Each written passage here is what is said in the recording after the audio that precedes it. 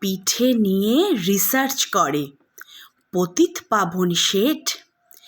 এ বছরেই পাটনা থেকে পেলেন ডক্টরেট। আজকে পিঠে ফোসকা কেন, দেহে কষ গর্ত? কোথায় পিঠের জন্মভূমি, স্বর্গ নাকি মর্ত? পাটিসাপটা নামটাকে কে করলো আবিষ্কার? কভাজ দিলে ডাইনে বাঁয়ে উঠবে পরিষ্কার।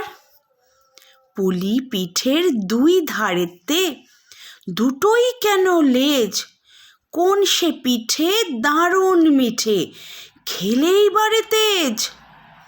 কোন পিঠেটা খেলেই ভীষণ বাড়বে মনের জোর? কোন সে পিঠে চিবিয়ে খেতে রাত হয়ে যায় ভোর? কোন সে জেলায় গোকুল গ্রামের কোন বাড়িতে কবে গোকুল পিঠে সর্বপ্রথম জন্ম নিল ভবে? কষে দুধে কষপুলি ফুটবে কত ঘন্টা? পুরটা কখন পুড়তে হবে, বিফোর নাকি আফটার? পৌষ পার্বণ উৎসবটার কোন সালেতে শুরু? সর্বপ্রথম বাউনি বাঁধেন বিখ্যাত কোন গুরু? ভাজা ভিজে শুকনো সরস পিঠের কষো জাত, ঝাল পুলি আর মিষ্টে পুলির মধ্যে কি তফাৎ? হাজার পিঠের হাজার নিয়ম, হাজার রকম স্বাদ।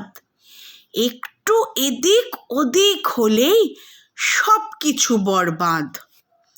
এমনি করেই তথ্য লিখে পতিত পাবন শেঠ বিশ্ববাসীর মুন্ডুগুলো করেই দিলেন হেট।